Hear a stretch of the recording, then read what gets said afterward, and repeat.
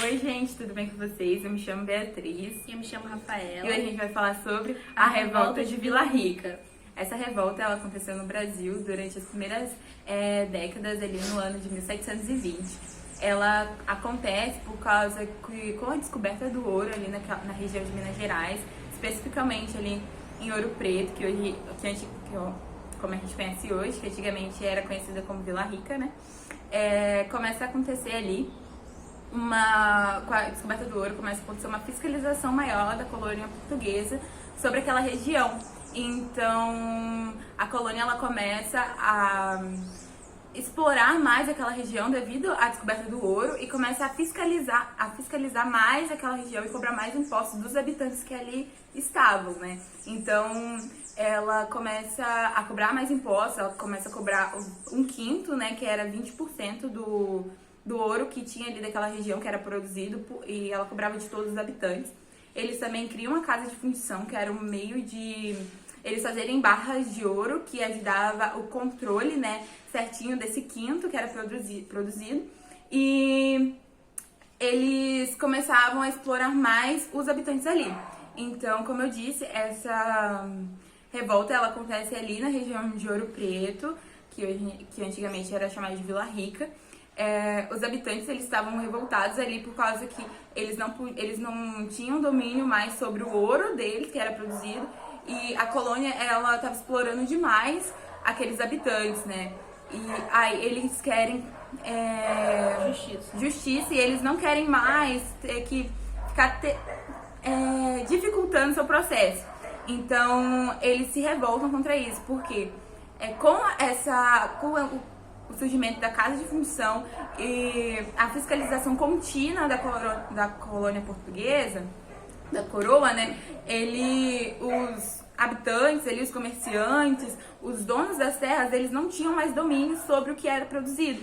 Então, por exemplo, o ouro que antigamente era normal ser vendido em pó, agora não era mais, por causa que quando o ouro era vendido em pó, a coroa entendia que teria como eles absorver uma parte do ouro, então não seria dado os tudo 20% certinho, que eram da coroa, né? Então começa a se criar essa revolta por causa que os donos de terras não podiam fazer mais nada sobre o dinheiro que eles tinham, sobre o ouro, né, que eles tinham nas regiões deles, e os comerciantes não podiam produzir mais nada, não podiam vender mais nada sem ter que dar esse quinto, que era esse 20% de toda a sua produção para a coroa portuguesa.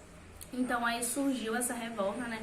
A revolta da Vila Rica, ou também conhecida a revolta de Filipe dos Santos. Isso porque Filipe dos Santos ele foi o líder ali da revolta. Ele era um fazendeiro de origem portuguesa que ele juntou a população local para poder criar esse grupo, né? Essa rebelião de revoltosos para ir atrás dos seus direitos. E essa revolta de Vila Rica teve como objetivo, né, ir atrás do conde Dom Pedro, tirar ele ali do cargo de...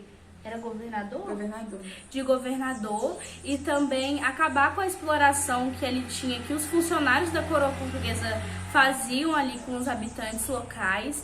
E eles também queriam que os seus direitos fossem reconhecidos, ouvidos e que sanassem essa exploração que tinha por meio da coroa portuguesa. E isso eles fizeram. Ali o Filipe dos Santos, junto com um grupo que ele reuniu, foi atrás do conde. Só que o conde ele não estava em Vila Rica, ele estava em Vila do Carmo. E eles foram até essa vila para poder conversar com o conde, né? Contar ali as opiniões e o que eles queriam que acontecesse.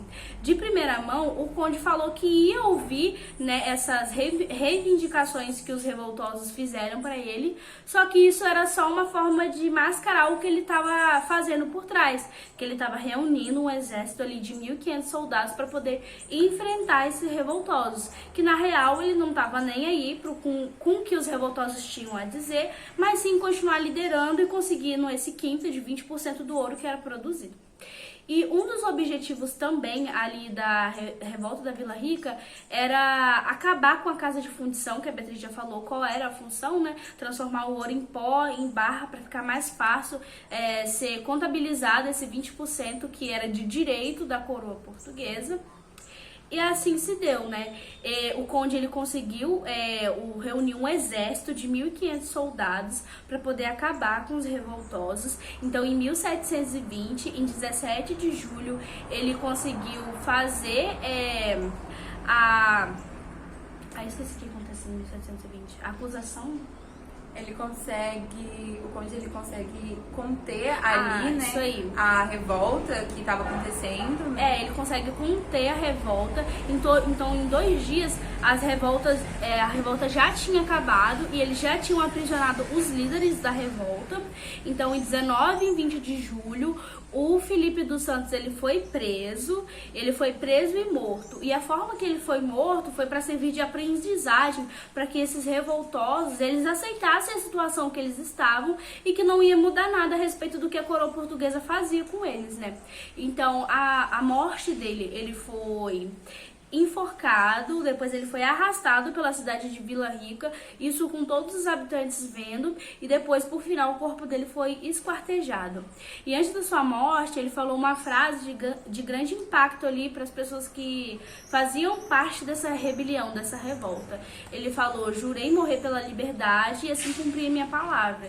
Então isso mostra que, apesar de tudo, é como se ele não tivesse se arrependido, né? Ele estava morrendo, mas ele morreu pelo que ele estava lutando, por um direito, pela liberdade, tanto dele quanto do seu povo. E como consequências dessa revolta que não deu muito certo, a coroa portuguesa ela faz a separação da capitania de São Paulo com a capitania de Minas. Então eles não têm mais vínculo ali, porque eles são separados. E a coroa começa a fiscalizar mais a Vila Rica ali e as outras regiões. Desculpa. Para que não aconteça outras revoltas desse tipo. Então, tem uma separação ali das capitanias e um maior controle ali da região para que não haja mais esse tipo de conflito ali entre a coroa e os habitantes, né? Então, eu acho que essa revolta mostrou pra gente que a gente não tem muito poder, né, sobre os nossos direitos. Tanto lá naquela época, o que eles fizeram, a revolta, a repercussão que isso teve, não adiantou de muita coisa, né? A coroa portuguesa continuou e ainda fortificou o que elas tinham, né, de roubar ali os 20% do ouro. E hoje em dia, da mesma forma, hoje em dia tem os impostos, por mais que a gente trabalhe, a gente ainda tem que pagar os impostos das coisas que a gente tem, consome pro governo, e mostra que não mudou muita coisa. Na atualidade de hoje, a gente continua na mesma situação, só que como naquela época eles já foram reprimidos, a gente também não tem muito o que se fazer, com medo de acontecer algo parecido.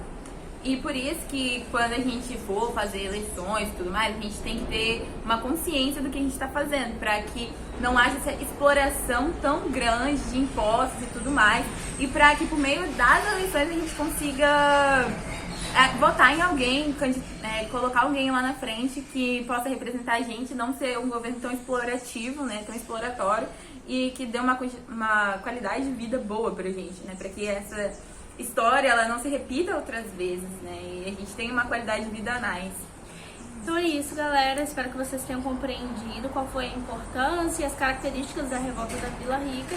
E por meio desse vídeo a gente quis conscientizar um pouco mais as pessoas a respeito desse tema. É isso, tchau, gente!